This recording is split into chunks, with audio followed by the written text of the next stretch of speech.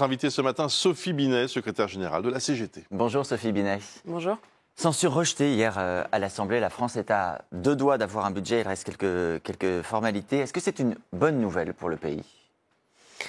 Écoutez, le budget qui a été adopté est un mauvais budget puisque le gouvernement refuse d'affronter les plus riches et de remettre en cause les cadeaux qui ont été offerts par Emmanuel Macron et qui sont aujourd'hui responsables du déficit.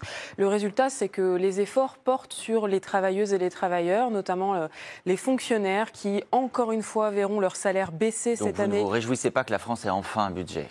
En fait, il faut un budget, mais le problème, c'est que ce budget est mauvais. C'est ça le souci. Ce budget, il est aussi mauvais pour nos services publics, nos universités, nos organismes de recherche, nos hôpitaux. Et puis ce budget, il va diminuer les investissements, notamment dans le secteur du logement, notamment sur les questions environnementales. Dans le secteur culturel, il y a beaucoup de difficultés. On va prendre certains de ces sujets. Et donc c'est dangereux parce que c'est un effet récessif. On va prendre certains de ces sujets, notamment on va parler des entreprises, bien sûr. D'abord, je voudrais vous entendre sur la manière dont ce budget a été adopté.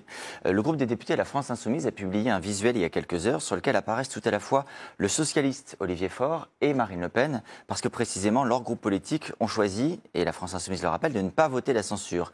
Les Insoumis disent le chaos austéritaire, c'est eux. Pour vous, PS et RN, même combat ? La CGT ne mettra jamais dos à dos l'extrême droite avec une quelconque autre force politique. Je pense que c'est une grave faute de le faire parce que ça banalise l'extrême droite et ça fait tomber les digues. C'est ce qui est en train de se passer aujourd'hui dans le monde. Et donc je suis très inquiète de voir ces stratégies de banalisation partout. Les Insoumis demandent même d'interpeller les élus, que ce soit socialistes ou RN. Vous déplorez là aussi qu'il y ait une volonté de faire pression sur ces élus ? Non, écoutez, c'est normal quand on est élu de la République de rendre des comptes et de dire pourquoi on vote. Donc ça ne me choque pas et je pense que c'est classique. Vous avez été choqué par l'attitude du PS, par ce choix de ne pas voter la censure, justement ? La CGT ne s'est pas positionnée sur la question de la censure. On ne se positionne jamais sur ces sujets-là. Nous, on se contente de dire que ce budget est mauvais et qu'il est dangereux pour le pays. C'est comme si une force politique nous disait s'il fallait qu'on signe un accord ou non. C'est les syndicats et les salariés qui décident. Là, en l'occurrence, c'est leur responsabilité politique de prendre cette décision-là. Il ne m'appartient pas de la commenter. De l'autre côté du nouveau Front populaire, un peu plus à gauche, Jean-Luc Mélenchon, hier, était en meeting à Angers. Il a eu ces mots. Il est immoral d'être milliardaire. Est-ce que c'est aussi votre conception ? Est-ce que c'est immoral ? En fait, le problème surtout, c'est qu'à ces milliardaires, on leur laisse la bride sur le cou et qu'aujourd'hui, il faut regarder les choses. Il y a une alliance claire entre les milliardaires et l'extrême droite et qu'il faut cesser de leur courir après. Pardon, en quoi est-ce qu'il y a une alliance entre les milliardaires et l'extrême droite ? Eh bien, écoutez, Donald Trump a été élu aux États-Unis avec le soutien des principaux milliardaires, à commencer par Elon Musk.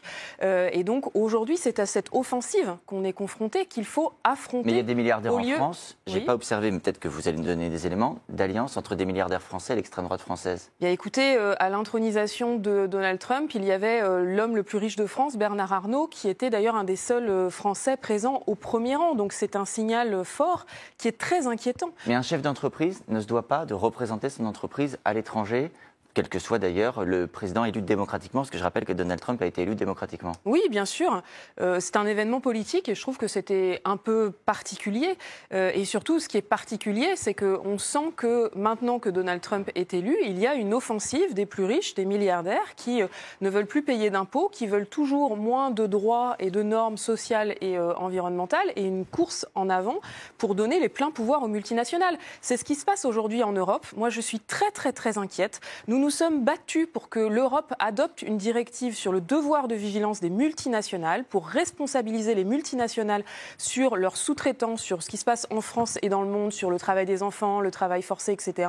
Et la France vient de prendre position pour dire qu'il fallait arrêter l'application de cette directive qui vient juste d'être adoptée. C'est extrêmement grave. Elle fait des propositions qui seraient par exemple de la réserver aux plus grandes entreprises, c'est-à-dire les très grands groupes devraient s'assurer en effet du respect de normes environnementales et sociales, y compris chez leurs sous-traitants. C'est encore une question de concurrence, Sophie Binet. L'argument des patrons, je ne me fais pas leur porte-parole, mais j'explique à nos téléspectateurs, c'est de dire on est face à une concurrence mondiale, si nous rajoutons des poids, des boulets, nous ne pourrons pas faire face aux Américains, par exemple. Ça a toujours été leur argument de chantage à l'emploi, et donc à un moment, il faut l'affronter, sinon on va où ? Si c'est toujours ça l'argument sur la concurrence, autant aligner tout de suite notre droit social, environnemental et fiscal sur celui du Bangladesh. Je pense que ça n'est pas l'horizon de la France et qu'il faut prendre des dispositions fortes pour protéger notre industrie, notre économie à l'échelle européenne. L'Europe doit se réveiller, sinon elle peut mourir, et y compris la France. Donc, message que vous adressez au gouvernement ce matin, pour le coup, c'est très clair. Le patron de Renault, il y a quelques jours, était auditionné à l'Assemblée. Il a été interpellé sur sa rémunération par le député écologiste Benjamin Lucas, qui a fait le calcul suivant, plus de 5 millions d'euros par an hors action. Il soulignait que ça représentait l'équivalent de 260 personnes au SMIC. Alors, le patron de Renault a répondu avec des arguments. Il dit, moi, je crée de la valeur, je permets à 93% des salariés de Renault d'avoir accès à 10% du capital de l'entreprise. J'ai créé avec mon équipe 8000 postes de travail en France et je vais doubler la production de véhicules en quelques années en France. Est-ce que ce travail-là ne justifie pas une rémunération comme celle-là ? Je pense que rien ne justifie une telle rémunération. Il a aussi dit qu'il travaillait 80 heures par semaine.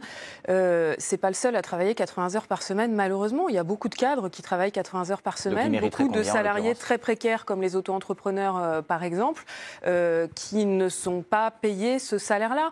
Je pense qu'au-delà de 10 ou 20 fois, déjà, c'est énorme, 20 fois le SMIC. Les écarts sont déjà colossaux. À quoi servent toutes ces richesses ? Qu'est-ce qu'on fait avec 5 millions d'euros chaque année ? Je vous le demande. Sur une vie, on n'a même pas ça, mais de très loin. Et on sait que plus on est riche, plus on est nuisible pour l'environnement et pour la situation sociale, parce qu'on accapare les richesses. Vous parliez des auto-entrepreneurs. Il se trouve effectivement que le budget 2025 prévoit un seuil unique de déclenchement du paiement de la TVA. Pour le dire très simplement, à partir de 25 000 euros de chiffre d'affaires, les auto-entrepreneurs devront payer. Ça veut dire qu'ils vont gagner moins d'argent. Il y a une mesure de justice fiscale aux yeux du gouvernement, c'est aligné sur d'autres statuts, et puis une manière aussi, bien sûr, de récupérer de l'argent. Qu'est-ce que vous y voyez, vous ? D'abord, c'est fait au dernier moment, donc c'est un problème. Ensuite, les auto-entrepreneurs ont des revenus extrêmement faibles. Et très souvent, en fait, c'est du salariat déguisé. La CGT se bat pour qu'il y ait une présomption de salariat pour les auto-entrepreneurs, de façon à ce que, comme Uber, c'est une plateforme qui, pour contourner le statut du salariat, multiplie les statuts d'auto-entrepreneur, eh bien, ces travailleurs et travailleuses-là puissent avoir le statut de salarié et donc des droits sociaux. Parce que je rappelle que quand on est autopreneur ou auto-entrepreneuse, on n'a droit à rien, strictement rien, et c'est un problème. Et donc, ils ont votre soutien ce matin, c'est bien noté. Merci beaucoup, Sophie Binet. Merci, Adrien Jalon.